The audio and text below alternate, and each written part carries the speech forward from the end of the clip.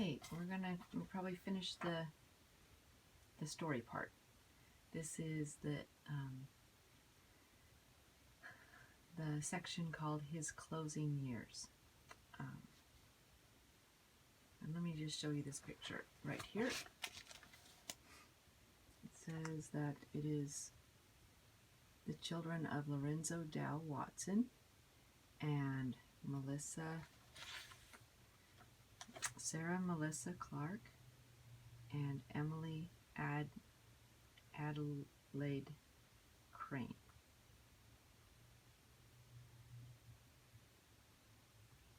Okay, some of them don't have their picture taken because they didn't get their picture taken, I guess, before they didn't live anymore. Okay, on the 31st of May, 1874, Vivian was married to Franklin Jeremiah Woodbury. He, at that time, was teaching school in Parawan. They rented a small place and moved to it. Alma married Donald Alpine McGregor on the 21st of November, 1895. They went to live in a home they owned by Donald's mother. The following poem Father wrote for us. To my children. 'Tis well to woo, 'tis well to wed, for so the world has done since roses blew and myrtles grew, and morning brought the sun. But have a care, ye young and fair, be sure ye pledge the truth. Be certain that your love will last beyond the days of youth. For if ye pledge not heart to heart, as well as hand to hand, you'll find you've played an unwise part and built upon the sand. In the journey of life, traveling through, let all your thoughts be one, the gospel true shall govern you. In all the years to come, when light divine shall round you shine, and wisdom, grace, and power shall bear you up through coming time, and each dark, trying hour. Holy angels shall round you flock, as you journey hand in hand, then you shall be upon the rock, and not upon the sand. And if by God's power ye are blent together, man and wife, through acknowledgement of that covenant, you will enjoy eternal life, and you shall be blessed, pure and free, and your lives shall be prolonged, to move in peaceful majesty among Zion's noble throng. Your children fraught shall with love be brought, forever with you to stand, then you shall be upon the rock and not upon the sand. Father dedicated a letter to the Deseret News in regard to the coming election. Utah had petitioned for statehood and was rejected each time only because of Mormonism. On the 4th of January, 1896, word was flashed over the telegraph wires that Utah had finally been admitted into the Union. Bells pealed forth from schools and meeting buildings. The townspeople of Parawan became really excited.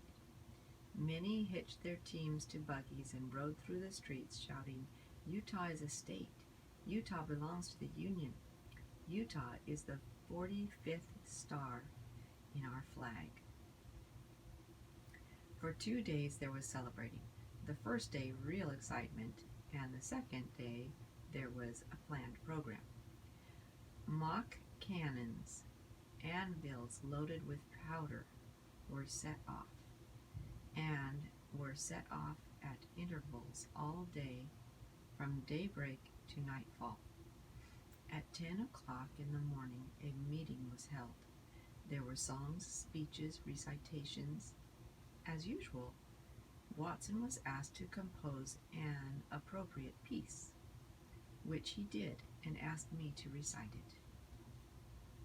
From my diary I find I wore my white muslin, much like organdie to now, a wedding dress. It was very plainly made with satin ribbon belt, and the ribbon extended across the dress skirt to the knee, ending with a large rosette.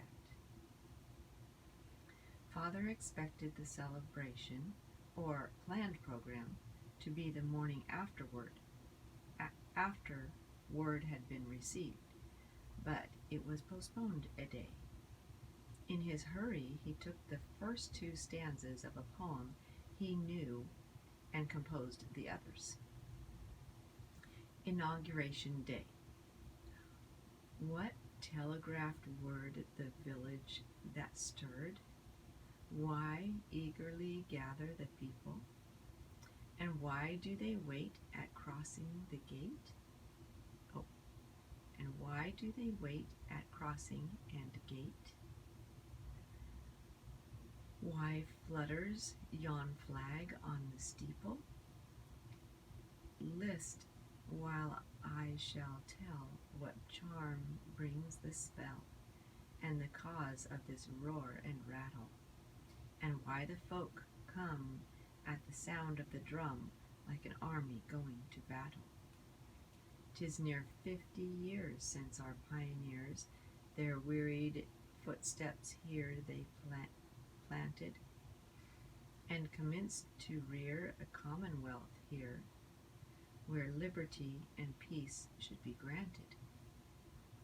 The desert then wild in gladness soon smiled, and though far from outside communion, they sought to make a federal state and ask to enter the Union. 7 times they sought and petitions brought. 7 times their claims were rejected,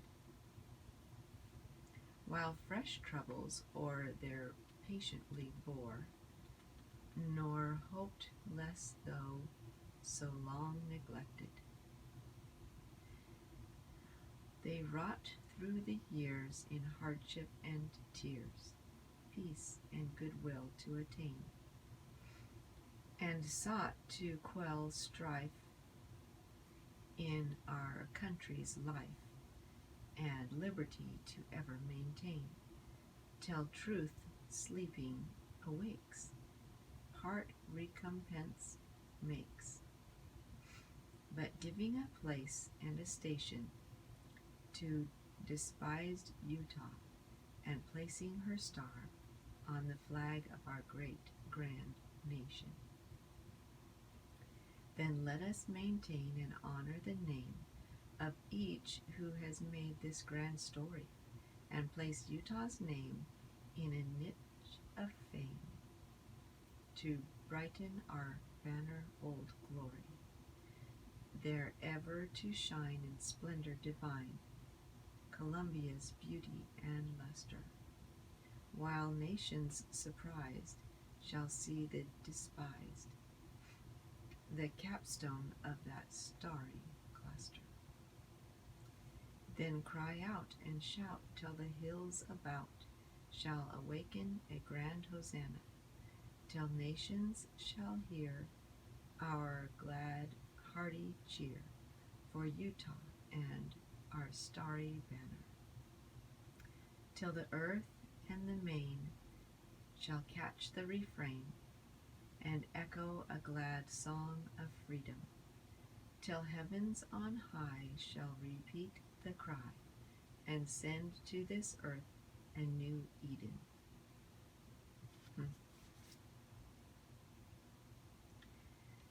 We have only a few of Father's poems, and I should like to tell you how it happened that we have as many as we do. One night, about 6 weeks before his death, Father had retired, and Mother had fallen asleep. Mother awoke about midnight, and Father was up writing.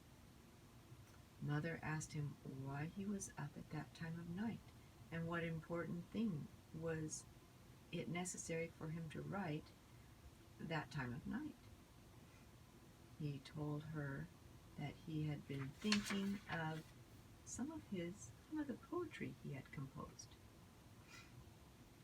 It kept running through his mind as he lay there in bed, and he wanted to write the poems down for his children to read later. The poems in this book are all we have.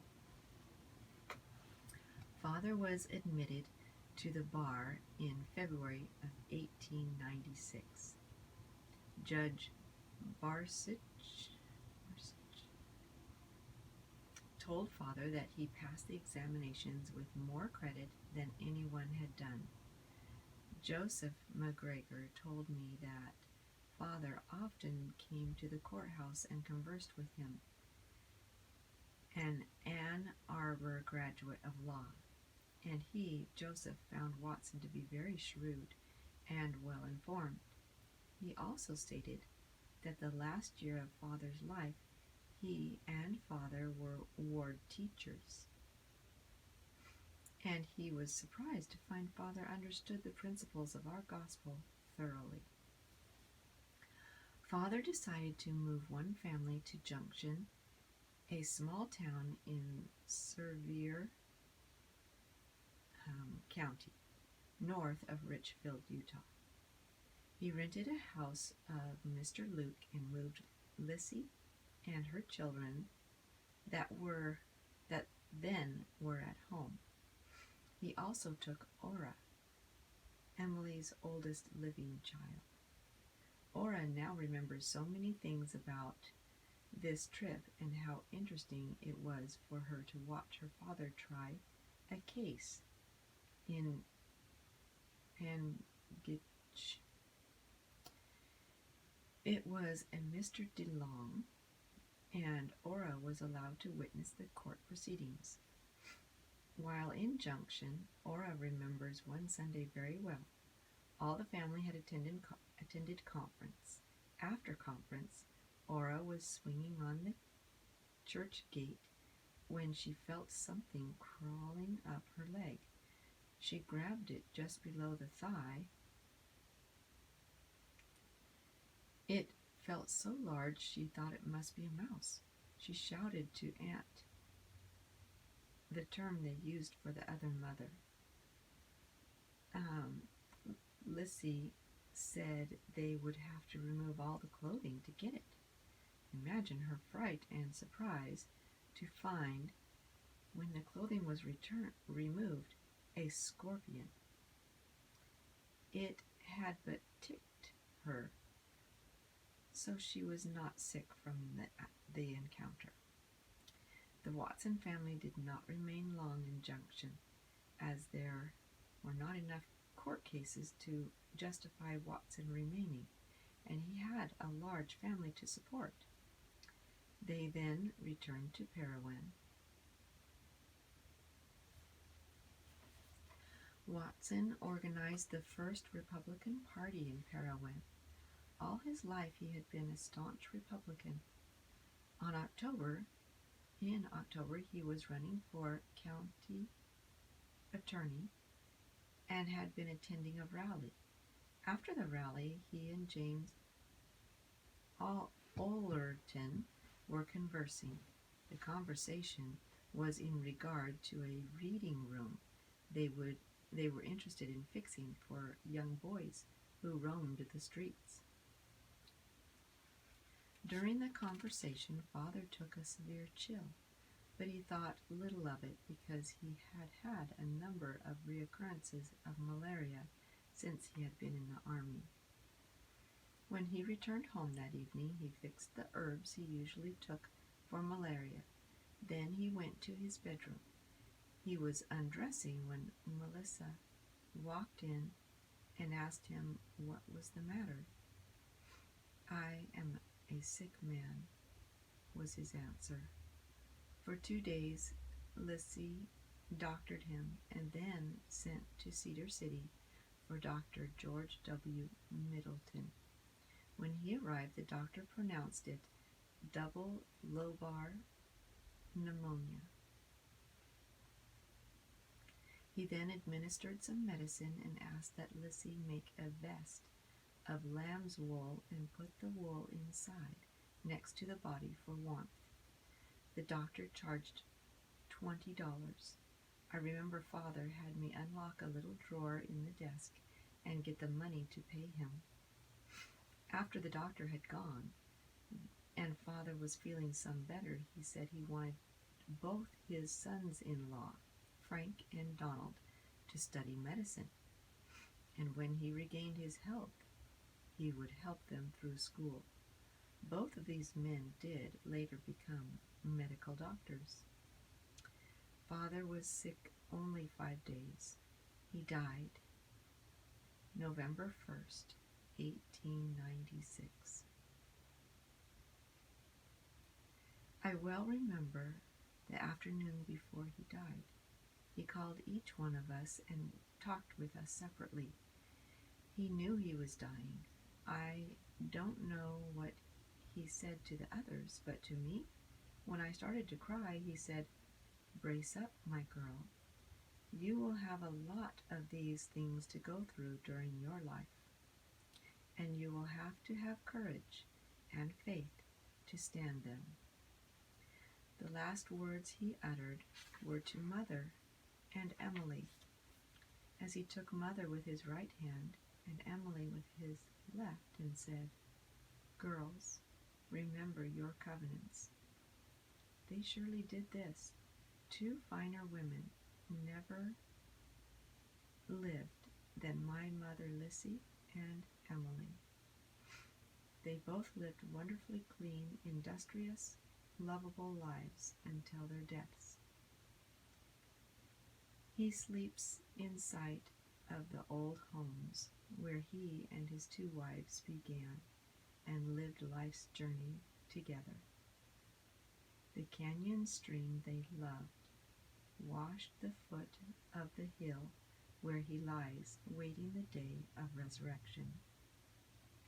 He sleeps under the whispering trees the 3 of them saw grow from the falling cedar berries and pine cones.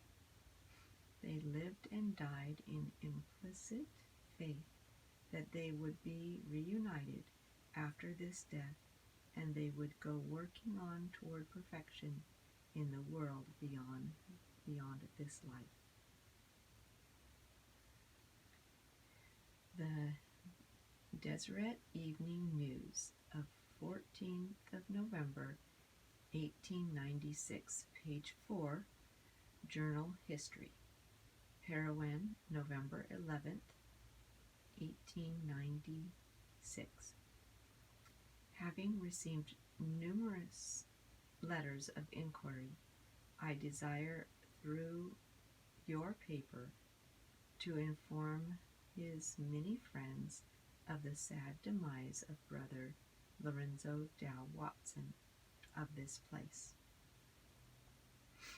After serving 4 years for his country in the late war, he emerged therefrom a victim of disease. Having been exposed in malarial climates, and afflicted severely with scurvy through improper diet, each year his ailments became more strongly developed. His throat and tongue were partially paralyzed for years before his death. October 24th, he attended a political meeting where he caught cold, which increased his suffering until the morn of November 1, when his spirit took its flight to the realms of rest and peace. Brother Watson fully realized his critical condition, called each member of his family, large family, to his dying couch, testified to the truth of the revealed gospel, and implored all to live in accordance with the divine plan. He asked the family not to give way to excessive grief, and left his blessing with all. Oops. He leaves 2 wives and 17 children, 2 of whom are married. He was 51 years of age. The bereaved ones feel to meekly pass under the rod and acknowledge the wisdom of the supreme ruler, for the blow is almost more than the weakness of the flesh could live under. Were it not for the assurance of the things hoped for. There's a picture here of Melissa and 5 of her daughters. So, and the first thing I wanted to say was,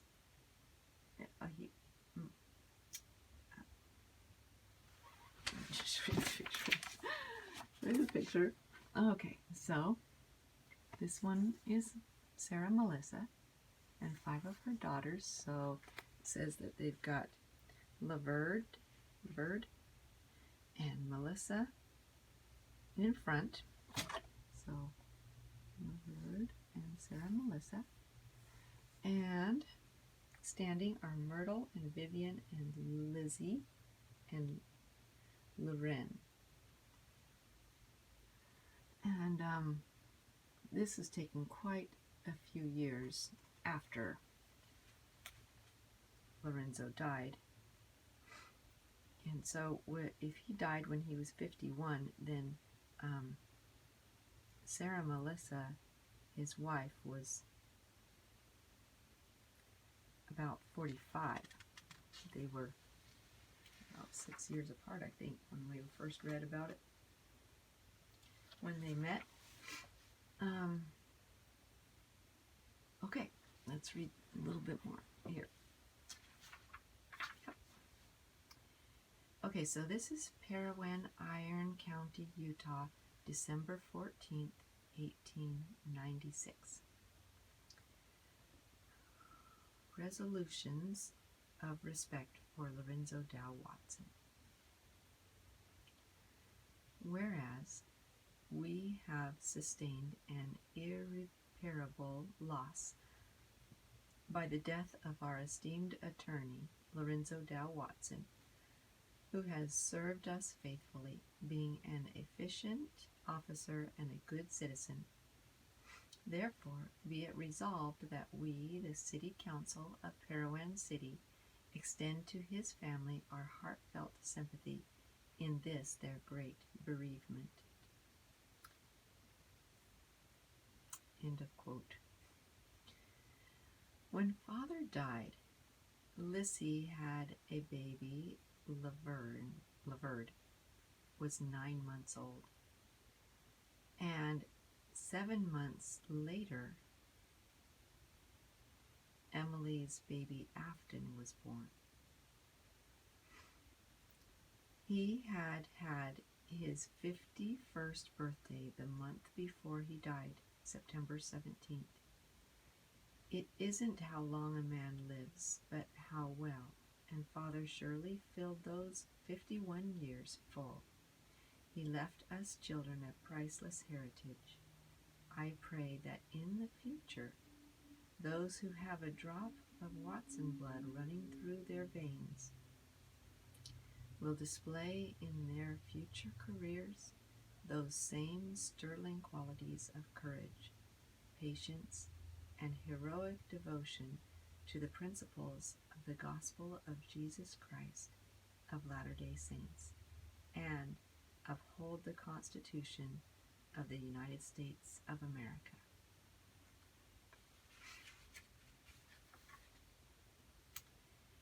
And so that is the end of the story part. This is the rest here, these pages here, are his ancestors and posterity. So let me just show a little bit of this. And you probably might not ever get a hold of this book, but I'll read a little bit. There's some things that are kind of interesting. Preface to our family tree. Watson was originally a baptismal name, meaning the son of Walter, from the nickname Walter, a Germanic composition, first name meaning rule, army, was a favorite during the 13th and 14th centuries, and Watt was its most popular shortening. It is from this same nickname that we get such other family names as Watts, Watkins, Watling, Waters, and Watterson. An early spelling of the family name in 1339 was Wattison, and the Scottish Watsons claim kinship with the clans Buchanan and Forbes. In America, Watson is listed as number 56 among the biggest American family names. And yeah, we probably would have a whole lot more of Watson names, you know, but he had lots of girls actually, and the boys didn't live to, one I think lived to have lots of children.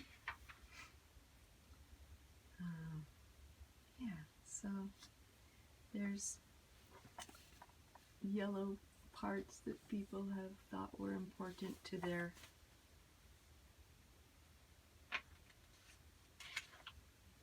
line.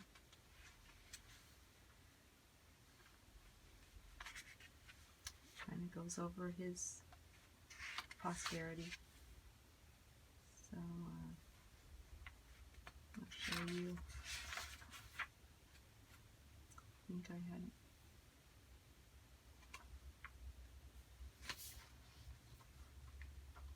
I don't know, just lots and lots of people. There was a part that I think I'm going to try to find about Rural Pearl and her posterity.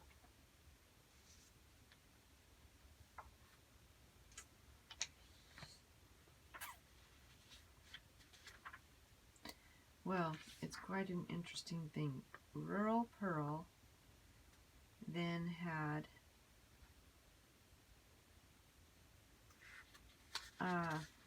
Loa, and Loa is my grandmother. And then Loa had Joan. So they just go on down telling everybody, here's Joan. And it goes, her stuff goes to the next page. And that's all of us, my brothers and me, and my brothers and sisters, and even Lyman colored in, drawn, written in. That's me. There.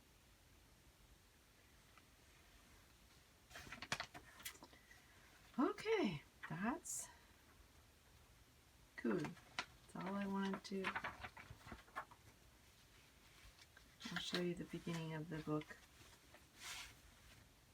in case you never get a hold of this book. Looks like this.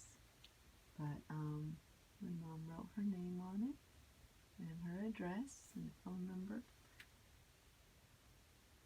And these are this book was gifted to her by her mom and dad. And that's my grandmother Loa's writing. June 2nd was my mother's birthday of 1971. That was the year that this was published. It's the copyright of 1970. Okay, so by 71 she got this for her birthday.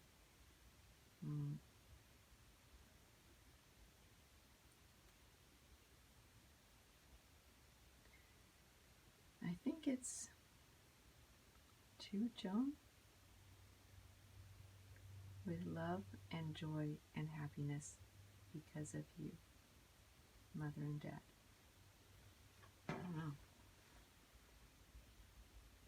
Something Joan? My Joan? It doesn't look like it. Well, yeah, could be. No, she would do if it was my, I think it would be a long Y, the curly Y at the bottom. Okay, enough of that. And then, of course, my mom covered it with an old grocery bag. I think she did. If not, my brother did, or one of our people. Clay has been passing this book around, my oldest brother, and I'm going to send it back to him now. I didn't.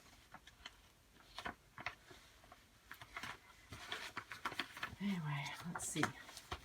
Yeah, but I'm pretty sure that's my mom's writing. I mean, not fancy writing, just getting the word on there.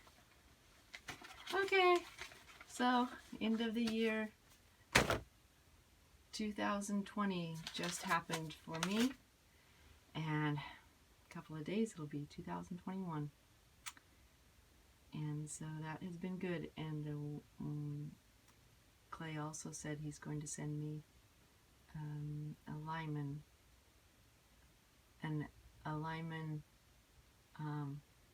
Amasa Lyman book, because of course I have the Lyman book that Rural Pearl wrote, and I think most of us have that. I just hardly want to say goodbye to you, but I think I will. Thank you. Thanks for listening. Bye-bye.